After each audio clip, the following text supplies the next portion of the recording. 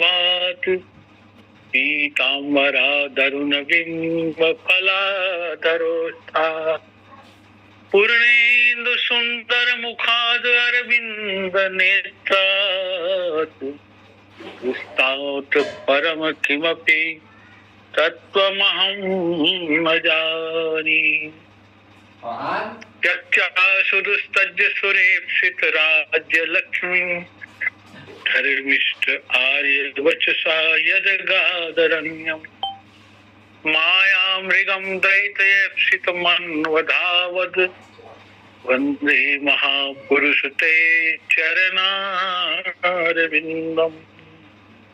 कौशलेन्द्र पद कंज मंजुलो कोमला वज महेश वंदितो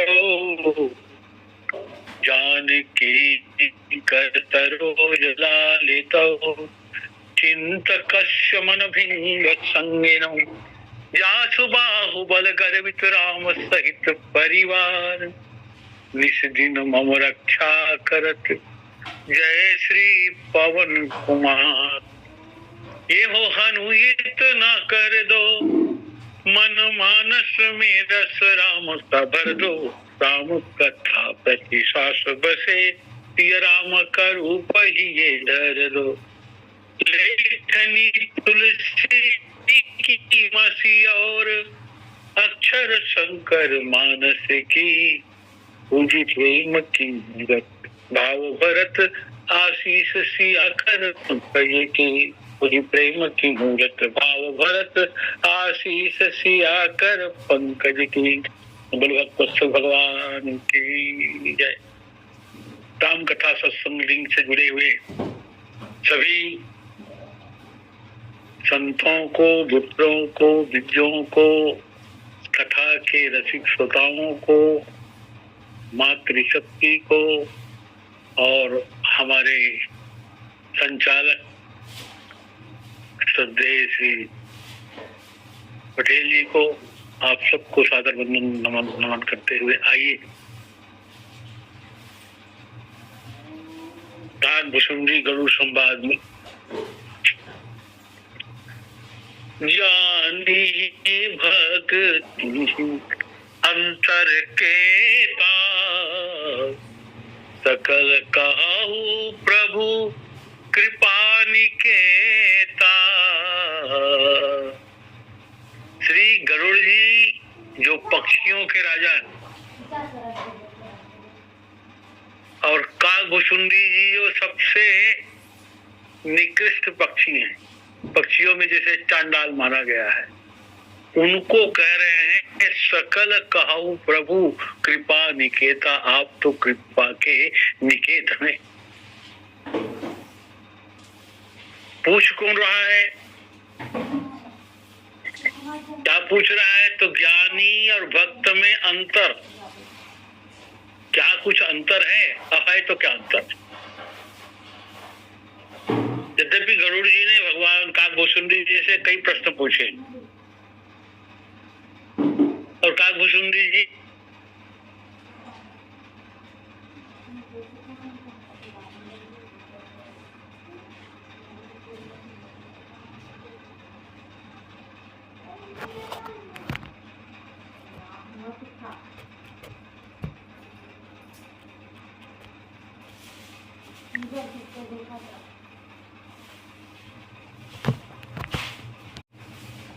कि इनके पंख से सामवेद की ध्वनि निकलती रहती है जब वे उड़ते हैं। और कागभुसुंडी जी राम परायण ज्ञान रत गुनागार मति धीर। राम परायण है, ज्ञानी भी हैं, गुणों के आगार हैं, धैर्य बुद्धि वाले। जब कागभुसुंडी जी ने बताया भक्ति की विशेषता, भक्ति की एक विशेषता तो गरुड़ जी यही देख लो, मुनि ने मुझे श्राप दिया, सपति हो पक्षी चंडाला। इस श्राप भक्ति के प्रताप से ये श्राप वरदान में बदल गया। दूसरा, भक्ति ही सब सुखों की खानी है। जितने सुख हैं सब सुख भक्ति में ही समाहित हैं। भगवान श्री राम स्वयं कहते हैं सब सुख खानी भगति तय मांगी, सब सुख खानी भगति तय मांगी। उसके बाद कह देते हैं नहीं जग को वही सम बड़ भागी। कौआ को भगवान कह रहे हैं इस संसार में तुमसे बड़ा भाग्यशाली कोई नहीं। भागवत में कहा गया है भक्ति ही ज्ञान वैराग्य की जननी है। भक्ति माँ है और ज्ञान और वैराग्य उसके संतान हैं, ऐसा भागवत में कहा गया है। तागमिलसुंडी कहते हैं जो ऐसी व्यक्ति को भूल करके केवल ज्ञान हेतु श्रम करते हैं, ज्ञान हेतु जो परिश्रम करते हैं, ज्ञान हेतु जो साधना करते हैं, वो जड़ है। जड़ कहने का भाव, वैसे जड़ तो परमूर्ख को कहते हैं, पर जड़ कहने का भाव यही कि जिसमें चेतनता नहीं है, बुद्धि ही नहीं है, विवेक नहीं है, ऐसे व्यक्ति को कहा जाता है कलिमल ग्रसित विमूढ़। देखो, भक्ति संयुक्त ज्ञान स्वीकार्य है, स्वागत है, किंतु शुष्क ज्ञान, नीरस ज्ञान, जिसमें भक्ति की रसाद्रता नहीं है, ऐसे ज्ञान के लिए ही कहा गया है ये सिर्फ श्रम है, परिश्रम है। क्योंकि मानस का सिद्धांत, गोस्वामी जी का सिद्धांत ही अलग है। सोहन राम प्रेम गिनु बिनु ज्ञानु। ज्ञान की शोभा राम प्रेम के बगैर नहीं है। राम प्रेम मैंने भक्ति, भक्ति के बगैर ज्ञान की शोभा नहीं। जे असी भगति जानि परिहरहि केवल ज्ञान हेतु सम करहि। जो इस भक्ति को त्याग देता है और ज्ञान के लिए ही जो परिश्रम करता है, अच्छा केवल ज्ञान और जिसमें भक्ति ना हो, बुद्धि तो है, प्रज्ञा कह सकते, लेकिन एक रितंबरा प्रज्ञा होती है जो श्रुति सत्य को प्रकाशित करती है और जिसमें भक्ति के साथ ज्ञान मिला है, उसे ही कह सकते हैं रितंबरा बुद्धि, रितंबरा प्रज्ञा। ध्याता जब ध्यान करता है, ध्यान करने वाला जब ध्यान करता है, तो प्रारंभिक अवस्था में ईश्वर शब्द आता है। प्रारंभिक अवस्था में ईश्वर शब्द आएगा, फिर आगे बढ़ेगा ईश्वर अर्थ आएगा, फिर आगे बढ़ेगा ईश्वर का ज्ञान आएगा और ये ज्ञान मात्र चित्त में रह जाता है। फिर आगे जाकर के ध्यान करने वाला और ध्याता समाप्त हो जाता है, न ध्याता रहता है न ध्यान रहता है, ईश्वर ही शेष रह जाते हैं। यही ईश्वर का सच्चा स्वरूप है और इस अवस्था वाली बुद्धि को रितंबरा प्रज्ञा कहा गया है, क्योंकि प्रेम ही ईश्वर में टिकाता है, स्थिर करता है, एकाग्र करता है।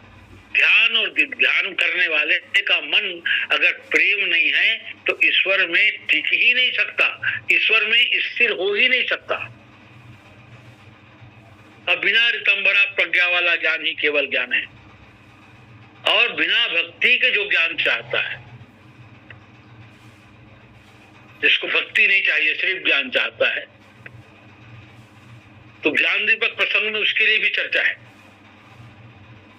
क्योंकि ज्ञान दीपक में अनेकों विघ्न आते हैं उस दीपक को बुझाने के लिए, और दीपक बुझा तो उसका परिश्रम व्यर्थ गया, फल की प्राप्ति नहीं हुई। इसीलिए कहा गया व्यर्थ चढ़ करना। श्रीमद् भागवत के 10वें स्कंद में ब्रह्मा जी स्तुति करते हुए कहते हैं, श्रेया स्तुतिम भक्ति मुतस्यते विभो क्लिश्यन्ति केवल बोध लभ्ये तेषामसौ महो क्लेशलये वशिष्यते नान्यद्यथा स्थूल तुषा बधाति नाम। अर्थात इसका अर्थ हुआ, समस्त कल्याण रूप आपकी भक्ति को जो छोड़कर केवल ज्ञान के लिए ही क्लेश करते हैं, उनको क्लेश ही हाथ लगता है। एक दृष्टांत दिया गया, एक गंवार था, गांव में रहता था। वैसे तो गांव में रहने वाले को गंवार कहा गया है, पर ये वास्तव में गंवार था, आलसी ही था।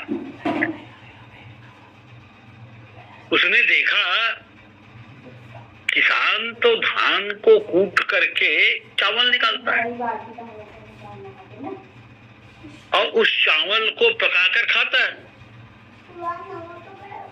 और अपने ऊपर विचार किया कि हम तो मजदूरी करते हैं पेट भरने के लिए, और पेट भरने के लिए कितने कष्ट उठाते हैं, सुबह से लेकर शाम तक के, रात में भी चैन से नहीं सो पाते, पेट भरता नहीं, तो अपन क्यों कष्ट उठाए।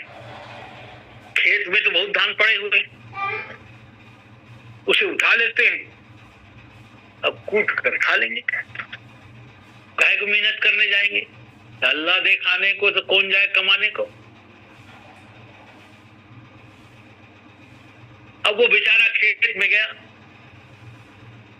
धान को उठाया, पर वास्तव में वहां खेत पे धान नहीं पड़ा है, धान की भूसी पड़ी थी। दाना तो निकल गया है, चिड़ियों ने खा लिया है या चूहों ने खा लिया है, सब भूसी को उठा लाया। सुबह से शाम तक कूटता रहा, पर भूसी से चावल कैसे निकलेगा, धान से चावल निकलेगा और भूसी से चावल कैसे निकलेगा। हाथ में फफोले पड़ गए बेचारे के, वो कूटता चला गया, चावल नहीं निकला। इतने में एक जोरदार आंधी, बवंडर तूफान आया, अब सब भूसी को उड़ा कर ले गया। क्या मिला उसे? हाथ में फफोले और कुछ नहीं मिला। केवल ज्ञान प्राप्त करने वाले को फफोले ही मिलते हैं। इसीलिए कहा है, ज्ञान के पंथ कृपा में के धारा,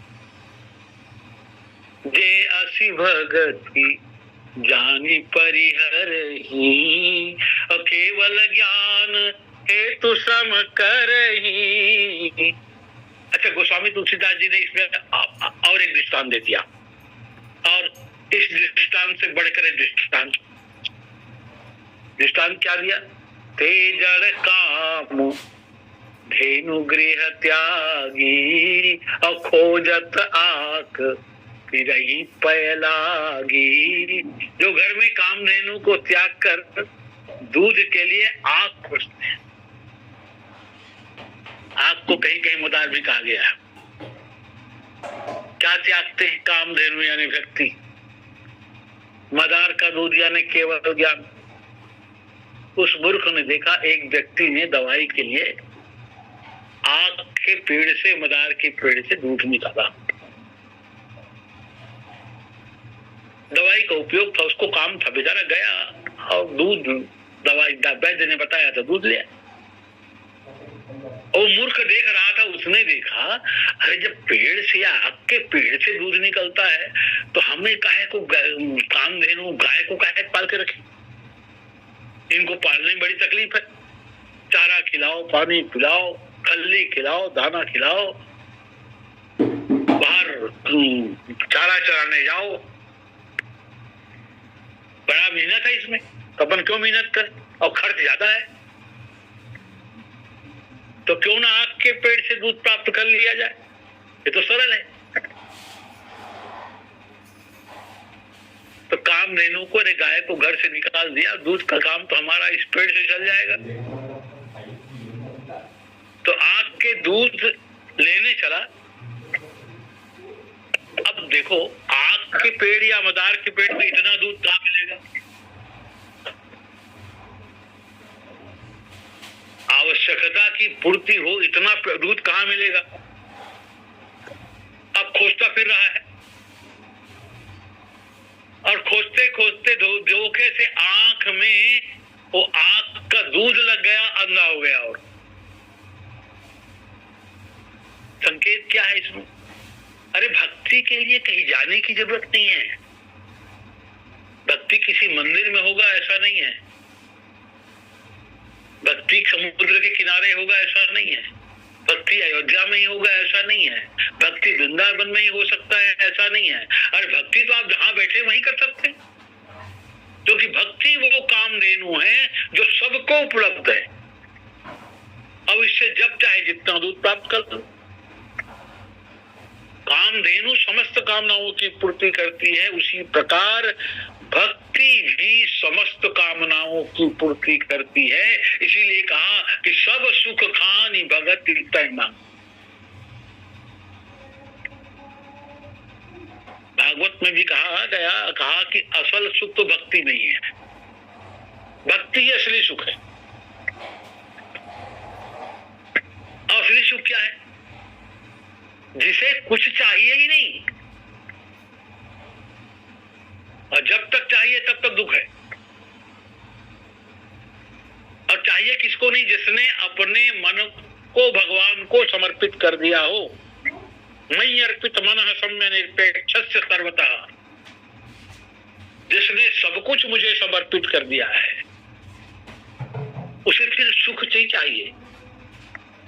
और इसके बाद जो सुख मिलता है, कुछ नहीं चाहिए वाले को जो सुख मिलता है, वो विषयी को जीवन भर भटकने के बाद भी वो सुख नहीं मिलता। इसलिए भगवान कहते हैं जो निरपेक्ष हैं, जिन्हें किसी से कोई अपेक्षा नहीं है, जो मुनि है, जो शांत है, जो निर्वैर है, जो सबदर्शी है, मैं ऐसे व्यक्ति के पीछे पीछे चलता हूं, भक्तों के पीछे पीछे चलता हूं। भगवान ने कहा, किसी ने कहा क्यों चलते हैं आप? भगवान कहते हैं मेरी ऐसी मान्यता है कि भक्त के चरणों की धूल मुझ पर पड़ जाएगी तो मैं पवित्र हो जाऊंगा। कबीरा मन निर्मल भया जैसे गंगा नीर, तिनके पीछे हरि चले कहत कबीर कबीर। देखो, एक प्रसिद्ध विद्वान इस पर टीका लिख रहे थे, तब उसके ध्यान में आया कि भगवान तो स्वयं परम पावन, जब स्वयं परम पावन है तो वो क्यों कहते हैं कि मैं भक्तों के चरण धूल से पवित्र हो जाऊंगा? क्या भगवान में भी कोई अपवित्रता है? पर उन्होंने टीका लिख दिया पलट करके, भगवान इसलिए पीछे पीछे चलते हैं कि उनके चरण धूल से भक्त पवित्र हो जाएगा। आगे आगे भक्त, पीछे पीछे भगवान, तो भगवान के चरण धूल भक्त तो कैसे पड़ेगा भाई? अगर भगवान आगे होते तो चरण धूल भक्त को मिल जाता, लेकिन भक्त भगवान ही पीछे है, तो भगवान का चरण धूल भक्त पर पड़ने वाला नहीं। वास्तव में भगवान अपनी दृष्टि से देखते हैं, उन्हें एक बात असंगत लगती, उन्हें लगता है कि कहीं कुछ न कुछ कमी है। क्या कमी है? तो भक्त अपना सर्वस्व मुझे दे देता है, अपना अहम, अपना मम, मैं और मेरा सब कुछ अर्पित कर देता है। यद्यपि भगवान ने कहा गीता में, ये यथा माम तपद्रंते तांतस्थैव भजाम्यहम्, पर भगवान ऐसा भी नहीं कर पाते। भगवान को लगता है मैं ऐसा नहीं कर पाता। जो भक्त अपना अहम मम सब मुझे समर्पित कर देता है, लेकिन मैं उतना समर्पण भक्त को अपना नहीं कर सकता।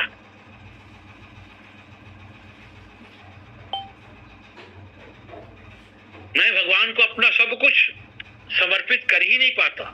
वो जैसा सच्चा प्रेम मेरे से करता है, वो सर्वात्मना ऐसा समझता है कि मेरे सिवाय उसका कोई नहीं है।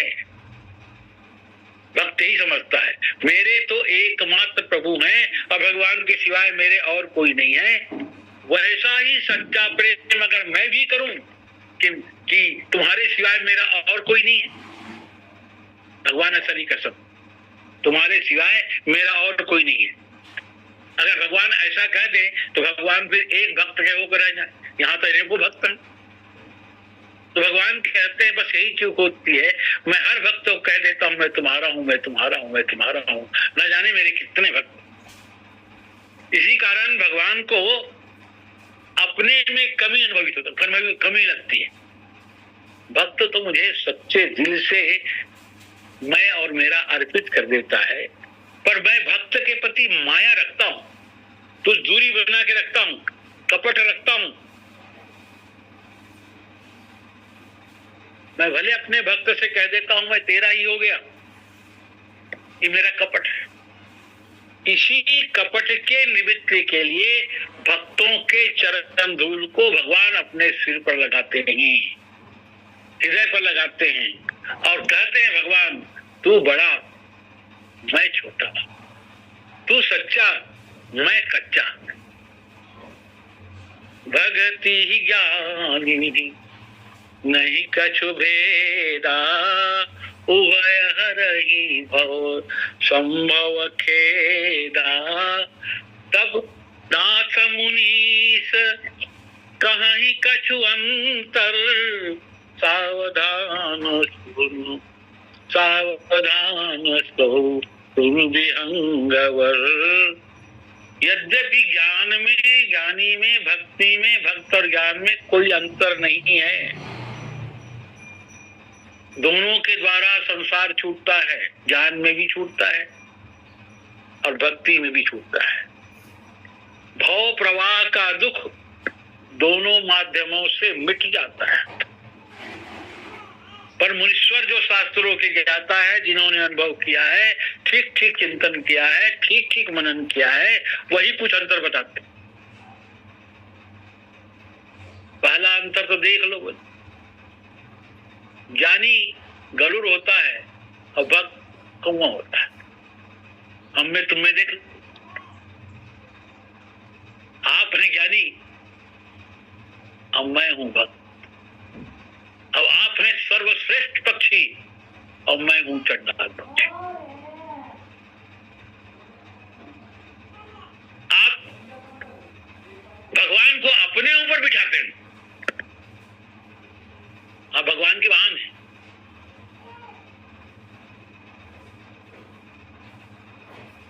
और हम भगवान के हृदय तक में घुस जाते हैं। कई ब्रह्मांडों का दर्शन उनके हृदय में घुसकर हम करते हैं। आपके पीछे माया लग जाती है और हमारे एक योजन दूर तक हमारे आश्रम में माया प्रवेश ही नहीं करती।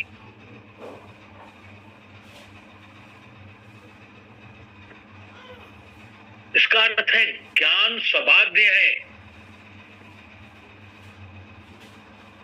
और भक्ति अबाध्य है।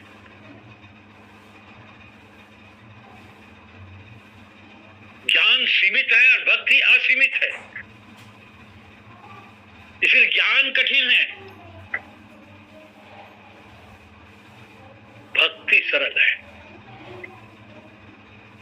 ज्ञान निरस है, कोई रस नहीं है उसमें, और भक्ति सरस है। ज्ञानी आंख मूंद कर बैठा रहता है और भक्त भगवान के साथ नाचते रहता है। वास्तव में गरुड़ जी ने ज्ञानी और ज्ञानी होता है तत्व जिज्ञासु, तत्व को जानना चाहता है। तत्व क्या है, विज्ञानी का विषय है। शंकराचार्य जी ने कहा जानने योग्य क्या है? पुष्पम को हम कुत आयात को में मात को में तात। वास्तव में मैं कौन? भक्त यही खोजता है मैं किसका हूं, कौन मेरा है।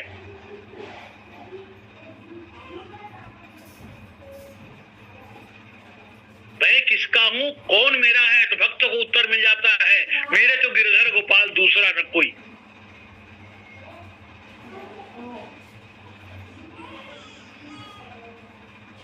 ज्ञान और भेद भक्ति एक साथ जिसके जीवन में हो उसी को कहते हैं अभेद भक्ति।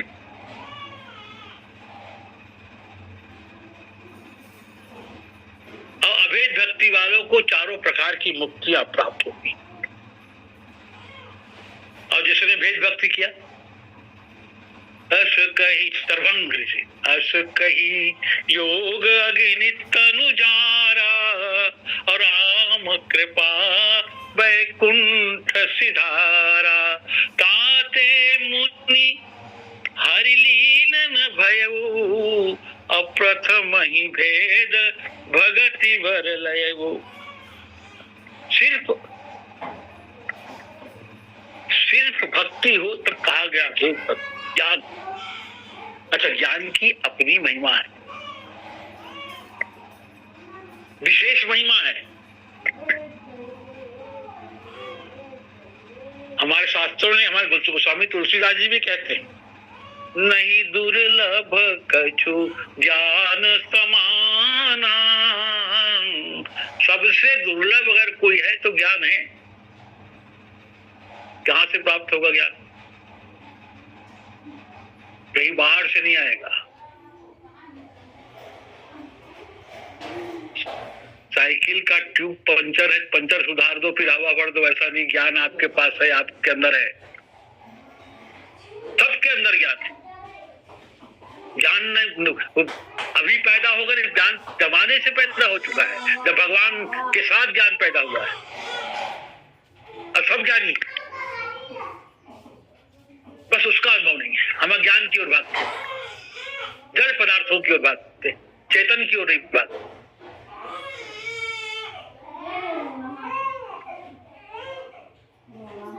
नहीं दुर्लभ कछु ज्ञान समाना और ज्ञान मोक्ष प्रद वेद बखाना। अति दुर्लभ कैवल्य परम पद। ज्ञानी जा जाता है ज्ञान के पंथ कृपा के धारा। देखो श्रीमद् भागवत का सिद्धांत अलग है। ज्ञान और वैराग्य की जननी है भक्ति। भक्ति न हो तो ज्ञान वैराग्य का जन्म ही नहीं होता। भक्ति से ही ज्ञान का जन्म, भक्ति से ही वैराग्य का जन्म होता है। जब भक्ति और भगवान का योग होता है तब ज्ञान और वैराग्य का जन्म होता है। ये भागवत का सिद्धांत। अच्छा, ज्ञान और वैराग्य युग के धर्म से प्रभावित हो जाते हैं। कलयुग में ज्ञान और वैराग्य प्रभावित है। कथा में ही ये जीवित रहते हैं, कथा के बाद ये पीड़ित रहते हैं। इसीलिए इनके ग्राहकों की संख्या कम है। संसार में ज्ञानी कम मिलेंगे, वैराग्य वाले कम मिलेंगे, और झार गृहस्थ मिलेंगे। पर भक्ति माता युग धर्म से प्रभावित नहीं होती।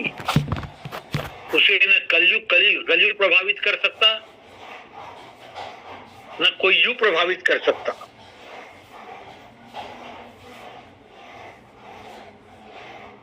कुछ समय के लिए प्रभावित हो सकती है। जैसे हम भक्ति माता की कथा जब सुनते हैं भागवत में,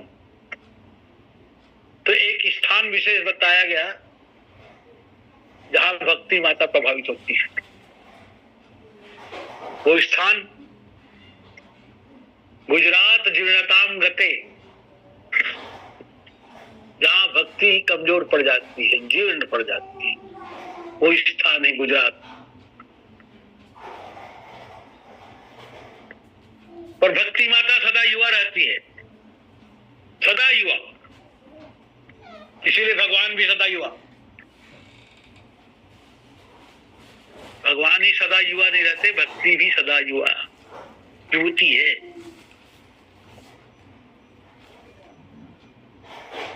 इसीलिए तो मीरा जी कहती हैं, नित दूल्हा मेरे कुंवर कन्हैया, जब देखो तब दूल्हा।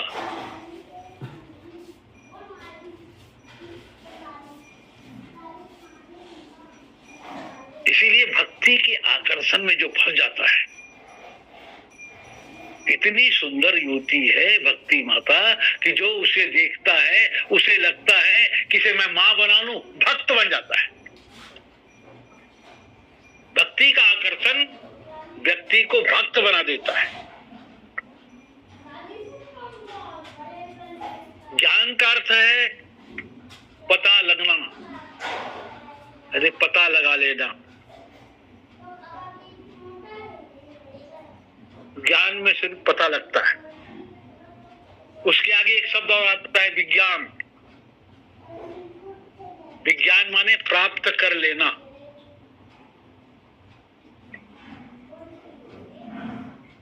दूध में घी है ये जान लेना ज्ञान है, सब जानते हैं दूध में घी है ये ज्ञान है।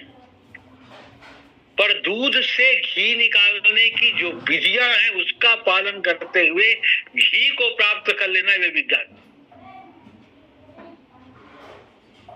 ज्ञान ने जाना, अब विज्ञान ने प्राप्त किया।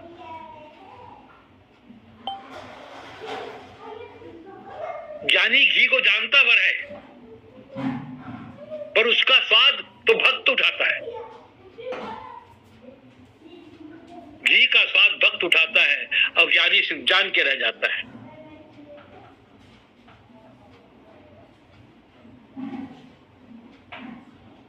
भगवान शंकर ने बता दिया था सबको, ज्ञान बांट दिया। हरि व्यापक सर्वत्र समाना, भगवान तो सब जगह, ये ज्ञान है। ऐसा कोई स्थान नहीं जहां भगवान ना हो।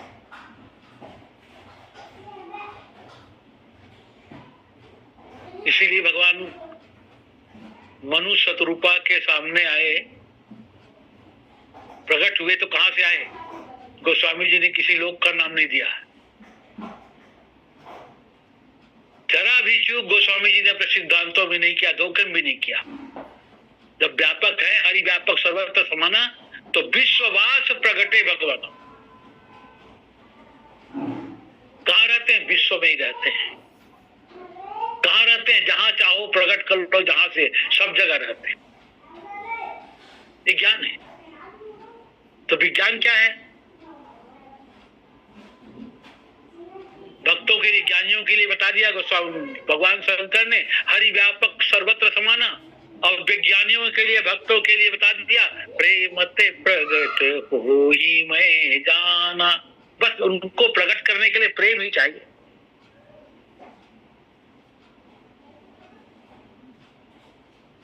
भगवान किसी ज्ञानी के सामने प्रकट नहीं होते, भक्तों के सामने प्रकट होते हैं। मनु शतरूपा के सामने प्रकट हुए भगवान। नील सरोवर नीलमणि नीलधर श्याम, अवलाजहि तन शोभा निरखी, कोटि कोटि सत्य काम। कौन है मनु शतरूपा? बोलिए भक्त। कौशल्या जी के सामने भगवान प्रकट हुए, मैं प्रकट कृपाला दीन दयाला कौशल्या हितकारी। कौन है कौशल्या माता? भक्ति। तो ज्ञानी भक्ति अंतर केता और सकल कहो प्रभु कृपा निकेता। रामचरितमानस के सिद्धांत में भक्ति नारी वर्ग का प्रतिनिधित्व करती है और ज्ञान पुरुष वर्ग का प्रतिनिधित्व करता है।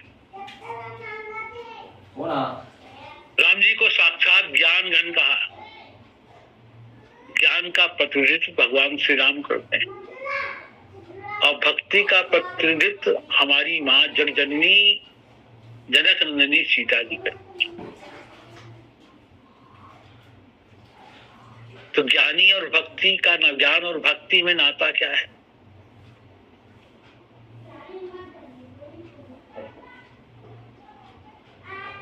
ज्ञान को भक्ति के पास जाना ही पड़ेगा। भक्ति को किसी ज्ञानी के पास या ज्ञान के पास नहीं जाना पड़ेगा।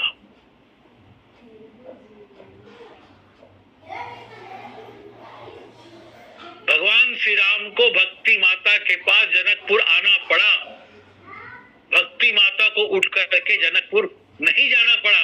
वो तब गई जब उनका विवाह हुआ। पानी ग्रहण के पश्चात भगवान ने जब स्वीकार किया तब भक्ति माता अयोध्या गई, नहीं तो जनकपुर में ही रही। एक कथा याद आ रही है। एक बार ज्ञानियों और भक्तियों में झगड़ा हो गया। झगड़ा यानी वाद विवाद हो गए। ज्ञानियों ने कहा हम श्रेष्ठ हैं, भक्तों ने कहा हम श्रेष्ठ हैं। तो किसी ने कहा लड़ते क्यों हैं हम आपस में, चलो इसका फैसला ही करा लेते हैं। तो कौन करेगा फैसला? तो चलो राम जी के पास चलते हैं। दोनों ने अपना अपना प्रतिनिधि चुन लिया और दोनों के प्रतिनिधि भगवान के पास पहुंच गए। भगवान को सूचना दिया गया महाराज दो प्रतिनिधि आए हैं, एक ज्ञानियों के एक भक्तों के। भगवान ने कहा ज्ञानियों को बुलाओ। भगवान को जब कहा महाराज हम लोग तो विवाद में पड़े हुए हैं, श्रेष्ठ कौन है? भगवान ने कहा तुम लोग चिंता क्यों करते हो, तुम लोग तो मेरी आत्मा हो। भगवान ने ज्ञानियों को कह दिया तुम लोग तो मेरी आत्मा हो। और भक्तों ने सुना तो वहीं से पलट गए। जब आत्मा है ज्ञानी आपके तीनों को रखो, हम तो कुछ है नहीं जा रहे। आपने इन्हें श्रेष्ठ बना दिया। भगवान ने कहा सुनो सुनो पहले आओ। तो भक्तों को बुलाया भगवान ने। अब